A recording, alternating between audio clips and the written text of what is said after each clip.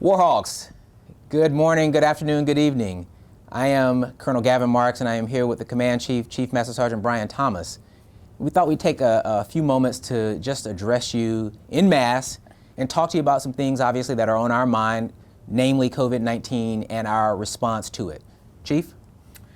Like the commander said, Team Offutt, we know that you were very disappointed that we weren't able to do the virtual town hall last night.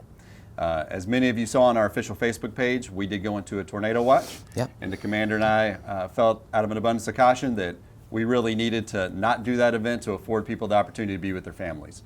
However, with that said, we know that you have questions. And tonight, we are going to give you answers.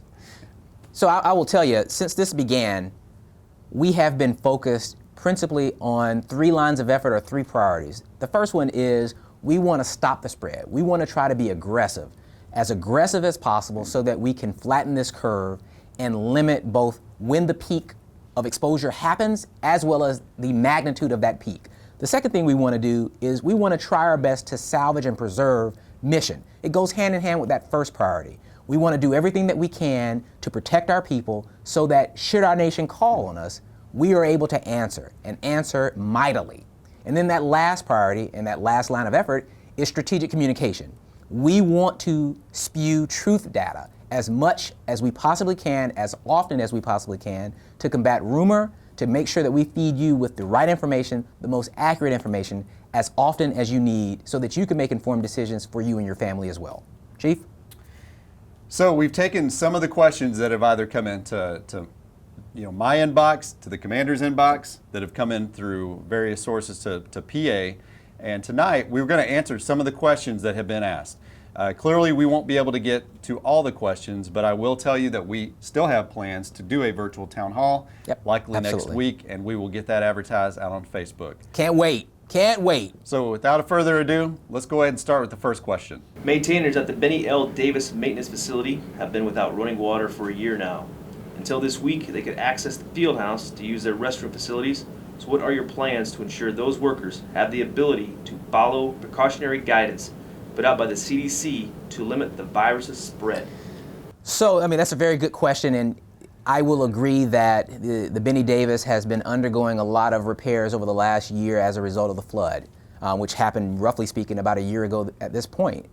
I will tell you there's a number of things and a number of steps that we're doing. The first one is we're limiting the number of people in the Binney Davis, and so we're utilizing some other places to house our maintainers, namely the Warhawk Community Center and also in the Maelstrom Inn. The second thing we're doing is, and to be perfectly honest and candid, there is hot water in the Binney Davis right now. That has been repaired. It was repaired a little while ago, and so there is running water. And so our hope is that folks are noticing that, utilizing those restrooms, and specifically able to wash their hands in accordance with CDC guidelines. The third thing we're doing is we are supplying a lot of cleaning supplies. We just put in an order and provided all of our units with enough supplies to last them for several weeks. And so we should have enough supplies over there in terms of hand sanitizers, lotions, and bleach and towels to be plentiful for our maintainers to take care of their needs as well as meeting all of the CDC guidelines. The last thing that we're doing, and I can't emphasize this enough, we are expediting those repairs in the Binney Davis so that we can bring our maintainers back closer to the flight line where they need to be so that they can get the mission done. So that's what we're doing. Chief, anything to add? Yeah, and for this, the person that asked this question, I will tell you, while we do acknowledge that you have running water, we know what the essence of the question is, which is you don't have operational toilets or urinals. Sure. So while you may have an ability to wash your hands, we fully understand that for a year now we've asked you to use porta-johns, That's right. which the commander and I clearly are not happy about. We know that there is project and work that is ongoing to restore those sewage lift stations that were damaged by the floods a year ago.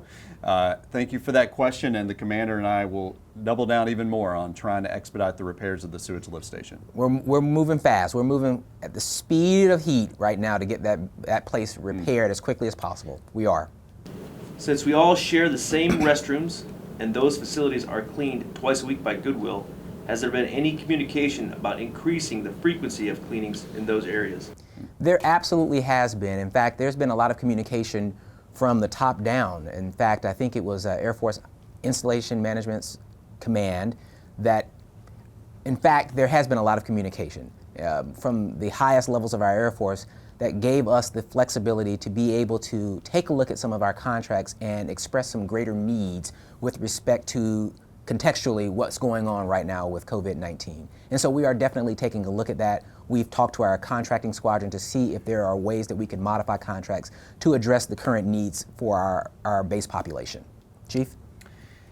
So while we are taking a look at that, I will tell you what is happening on the ground is we have had, a focused effort on cleaning throughout the day. Absolutely. By the men and women that occupy those facilities, to include our own front office. We asked the contracting squadron to be the focal point of trying to go out in the local community and get as many cleaning supplies as we could and then distribute those out through the squadrons.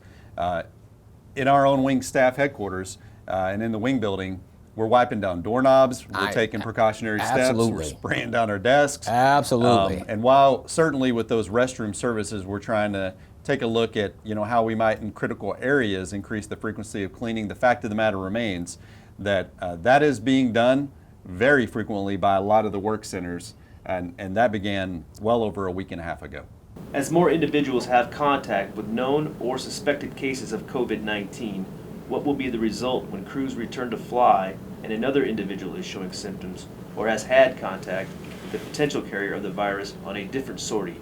Will we be downing aircraft and crews perpetually in response for the foreseeable future? What is the long-term goal for continuing operations while mitigating exposure? That is a lot to unpack, so I'm going to try my best, and then I'll turn it over to the command chief as well. So I would say, first, thank you for the question.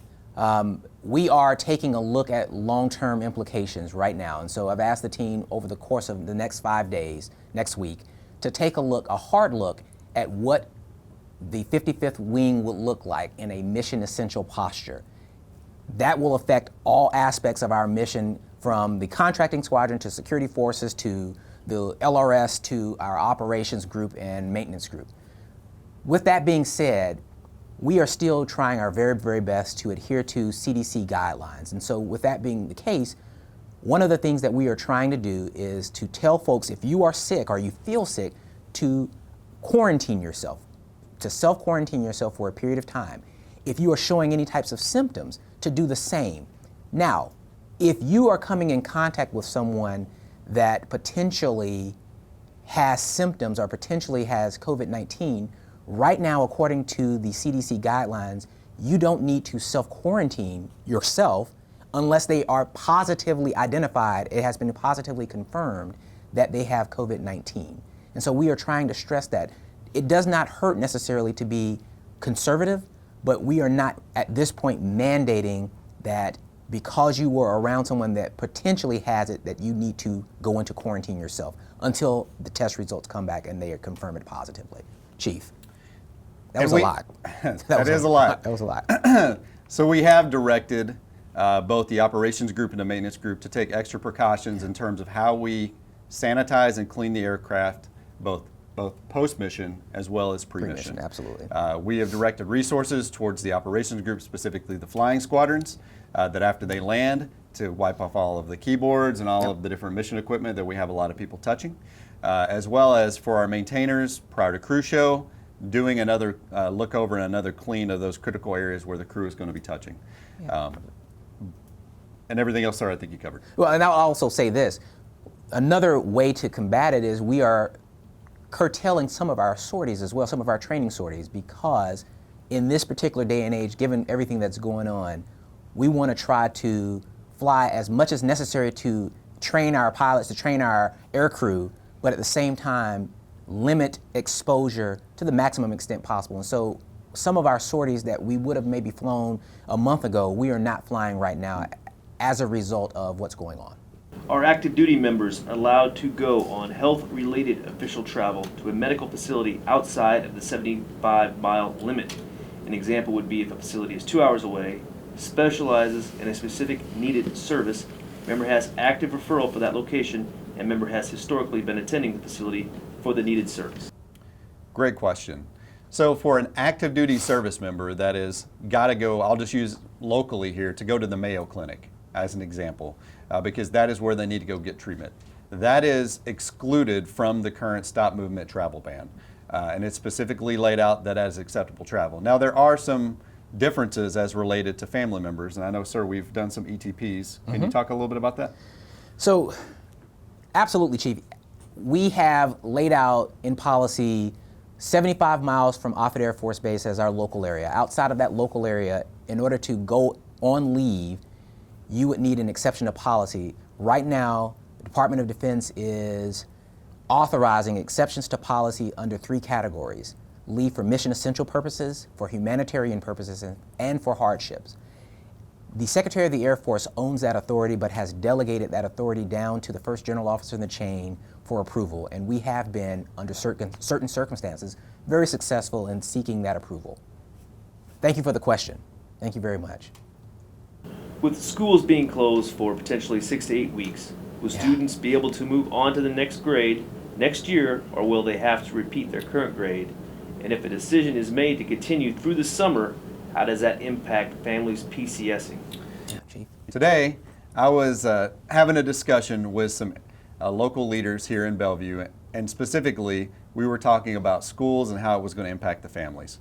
So here's what I'll say. Ultimately, the Department of Education of here in Nebraska will own that final decision, but I was told today that for students that may not return back to school for this school year, and by school year I mean just finishing the current grade they're in, that they would be given the go-ahead, if you will, to progress to the next grade without having to repeat any of the curriculum.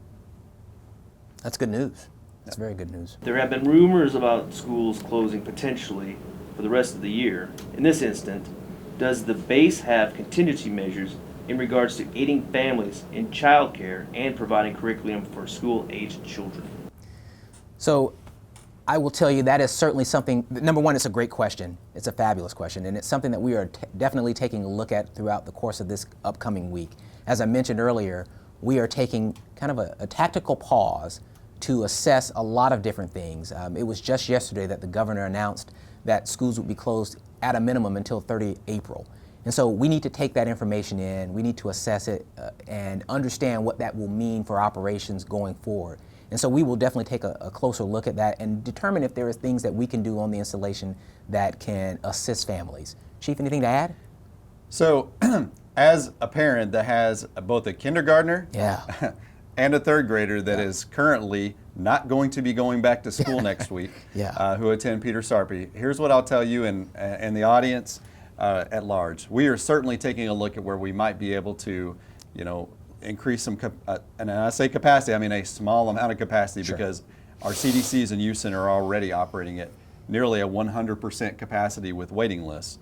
But I would encourage you to do exactly what I'm going to do with my own wife Shannon this weekend, which is discuss how are we going to work towards deconflicting our work schedules, how are we going to educate our children. Yeah, absolutely. These are all worthwhile and worthy discussions that I know are taking place at the kitchen table and in the living rooms of all of our men and women in uniform, and to be honest, all our men and women in the local community as they try to figure out what this looks like. And so what I'll encourage, just speaking specifically for our military members, is once you have that conversation, next week, talk to your supervisor. I understand that every situation is going to be unique. I'm absolutely going to run my plan by the commander and letting him know that it's quite likely that there may be times where I will have to go work an off shift so that my spouse can take care of her responsibilities and her work. And I think that's unique to every individual, but I know that all of your commanders, your senior enlisted leaders, and your supervisors, they need to know that information about each specific person so that they can make informed decisions about trying to best take care of you and your family during this unprecedented time of school closures. Unprecedented is exactly right. I will tell you, I don't know that I have seen anything like this in my lifetime. I don't know that many of us have. And so one of the things that I have asked commanders to do is to incorporate this unprecedented, very historic time that we are in right now into their decision calculus with regard to the empathy that they have with their airmen as it relates to child care issues. There are going to be numerous child care issues, and there are going to be a lot of reasons why we need to look at each situation as it comes and make informed decisions with regard to allowing our airmen the flexibility that they need to take care of their family. That is what I've charged our commanders at lower echelons to do. With the amount of people changing or canceling vacation plans and visits home in the coming months, have you heard of any plans to increase the amount of leave we will be able to carry over to the next fiscal year? Chief, I know you can answer that. So the short answer is yes. Both the Air Force Personnel Center Command Chief and the Air Combat Command Chief have sent all the command chiefs kind of a read ahead of guidance that's being sent up to our Department of Air Force Air Staff to extend special leave accrual, it's called SLA, as a blanket approval to all members in the Department of the Air Force. And while not approved, it's understood that because of the travel limitations and things that have been put in place by the Department of Defense, there is going to have to be some kind of pressure relief valve extended to not just the Air Force, but really to all members in uniform, to allow them to have some latitude after we come off the back end of this pandemic to be able to take leave without losing it. And I'm quite certain that will be approved by the Department of the Air Force. Is the MPF processing walk-in ID card needs? And will they be open for ID card processing the first Saturday in April and May? Chief, I'll give that to you as well. Yeah, so what I'll tell you is we are not allowing walk-ins, and here's the reason why. As many of you are tracking, nationwide, there has been a lot of guidance and direction that we should try to the greatest extent possible to limit rooms to no more than 10 people. And the fact of the matter is that if we allowed walk-ins, we lose the control to be able to have folks maintain the no more than 10 people direction.